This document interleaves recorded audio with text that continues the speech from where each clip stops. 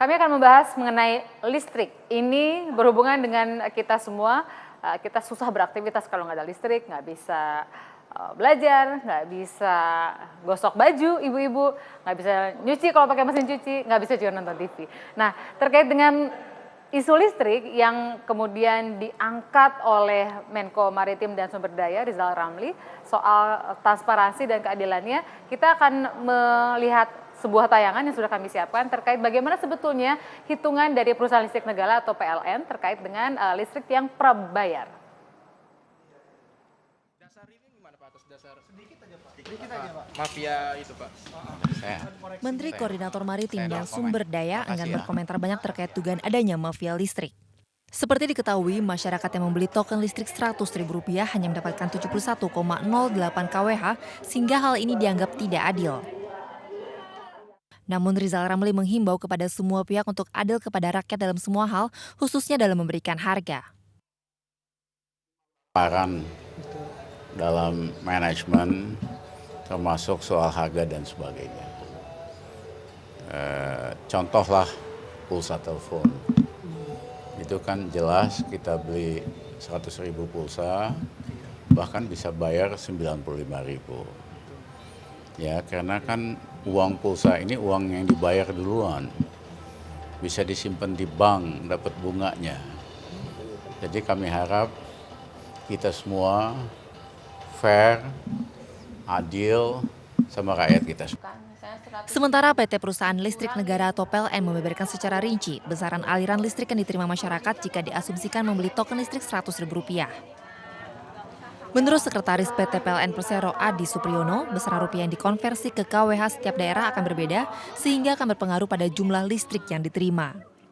Jika masyarakat membeli voucher listrik Rp100.000 di wilayah DKI Jakarta dengan daya 1.300 VA, maka akan dipotong administrasi bank sebesar Rp1.600, dipotong pajak penerangan jalan atau PPJ sebesar 2,4%, maka voucher Rp100.000 setelah ada potongan-potongan tersebut menjadi Rp96.094.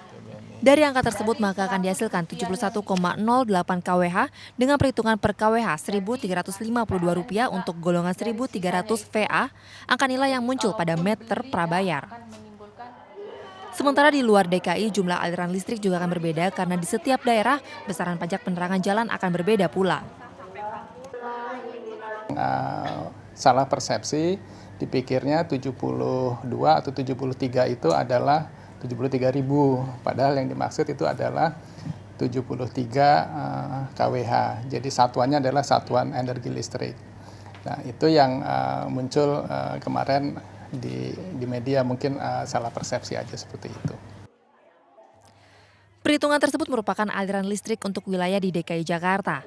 Sementara jika di luar dari DKI, maka jumlah aliran listrik akan berbeda karena setiap daerah besaran PPJ akan berbeda pula.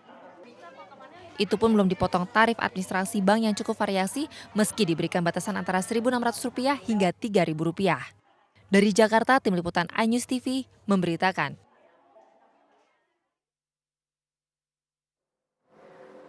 Dua tamu sudah bersama dengan saya, Pak Sudaryatmo dari Yayasan Lembaga Konsumen Indonesia, YLKI. Selamat malam, Pak Daryatmo. Selamat malam.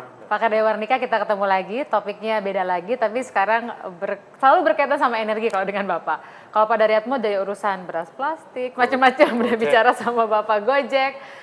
Pak Kadaya, kalau kita ingin dapat pencerahan urusan listrik ini dan apa yang dibayarkan masyarakat, apa yang ingin Bapak sampaikan? Punya pendapat yang bedakah dengan Menko Pak Rizal Ramli yang kemudian misalnya dikomentari berbeda sama Bang Faisal Basri sebagai ekonom? Silakan Pak. Ya, jadi yang sekarang sedang dibahas atau rame dibahas itu mengenai token kan, token. Nah, jadi begini kalau menurut saya, memakai token itu bukan merupakan suatu objektif, bukan tujuan. Itu hanya cara.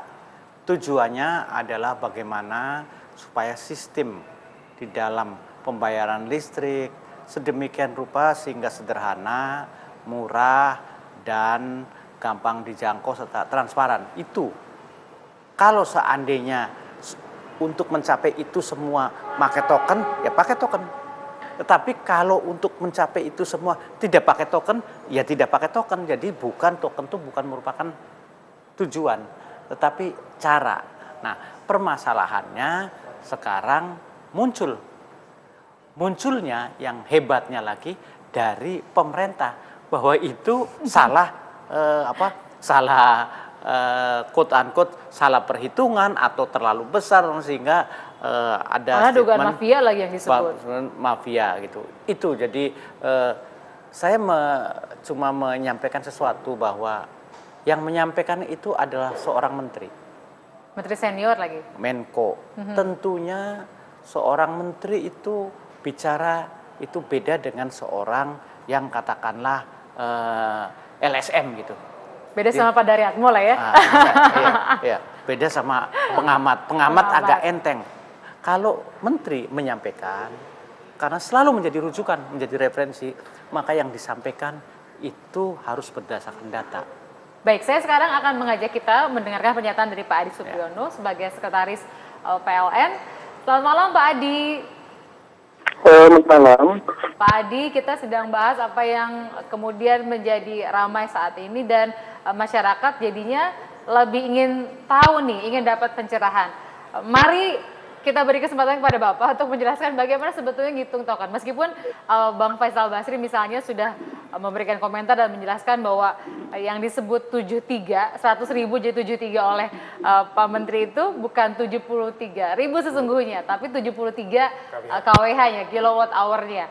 Silakan, yang lebih berwenang jelasinnya Pak Adi. Silakan Pak Adi. Baik, sebenarnya yang sudah disampaikan Pak Faisal Basri sudah betul gitu ya.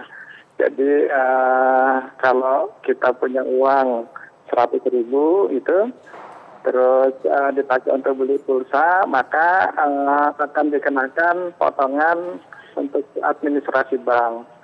Itu besarannya macam-macam, mulai dari 1.600, ada juga yang sampai 1.600 sampai 3.500. Nah, setelah itu dipotong lagi oleh pajak penerangan jalan. Besarnya itu juga bervariasi, tergantung daerahnya.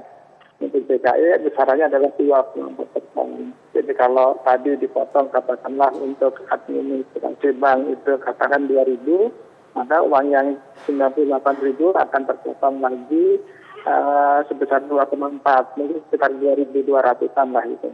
Jadi total potongannya menjadi 4,2.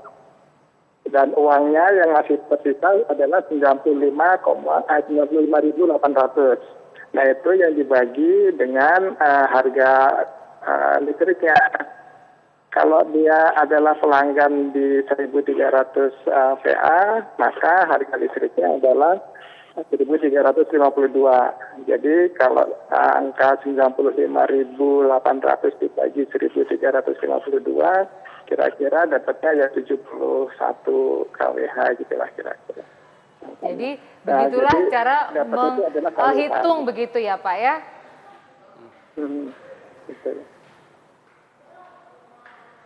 Pak Adi? Ya, silakan. Iya, jadi sebetulnya kalau kita membaca misalnya beli di toko-toko sekarang kan bisa beli di mana aja. Saya bisa beli lewat smartphone saya, lewat layanan dari sebuah bank, kemudian bisa beli di mini market. Kalau baca itu jangan lihat ujungnya itu sebagai angka ya Pak ya, tapi jangan sebagai rupiah, tapi dilihat sebagai KWH-nya.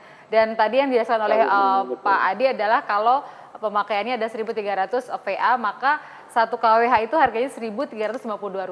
Jadi kalau Rp100.000 pemirsa dipotong dengan administrasi, dipotong dengan pajak penerangan jalan, maka katakan ada 95.000. Itu dibagi dengan 1.352, maka muncullah angka yang tadi Pak Adi sampaikan 71 kWh.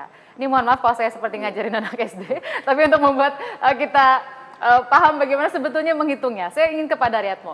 Kalau sebagai pihak yang selalu mengawal kebutuhan konsumen, menurut Bapak apa yang selama ini miss dari apa yang mestinya dilakukan PLN untuk sosialisasi kepada publik? Pertama ini kan sistem pembayaran baru ya. Tapi dalam catatan YLKI konsumen atau PLN itu mestinya punya metode, punya instrumen untuk memastikan bahwa konsumen itu terinformasi tentang cara kerja token tadi kan gitu. Saya terus terang tidak yakin bahwa apa yang disampaikan Pak Adi tadi, konsumen itu terinformasi bahwa ada 3 variabel dalam menentukan besaran token, daya terpasang, lokasi pelanggan, sama di mana dia membayar, Jadi itu satu.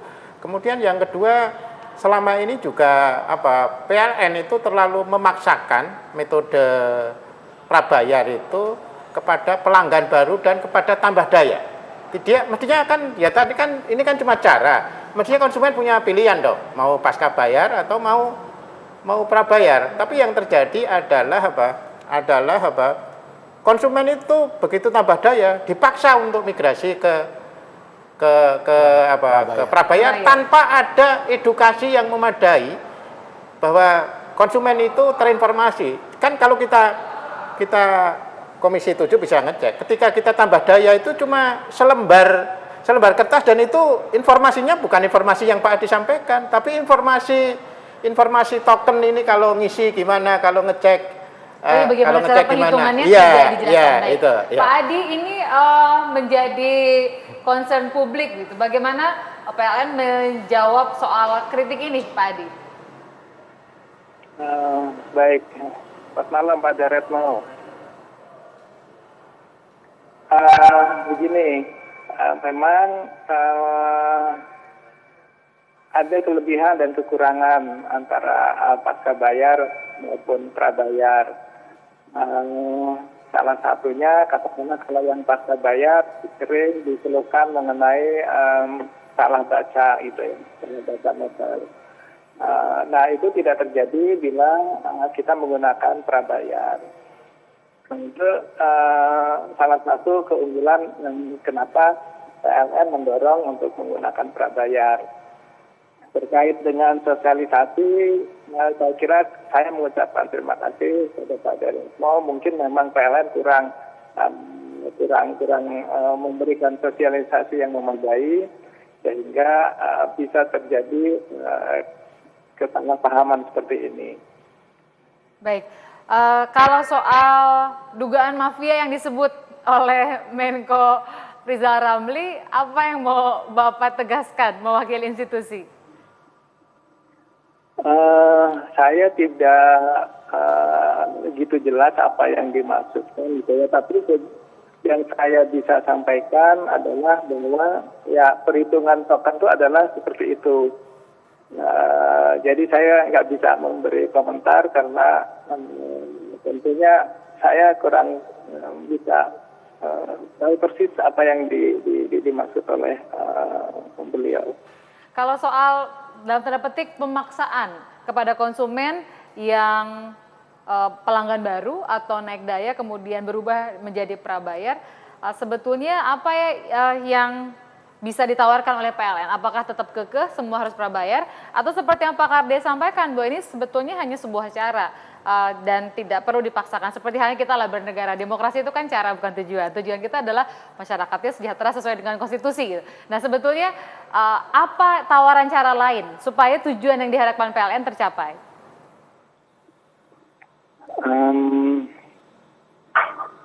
Memang ini pilihan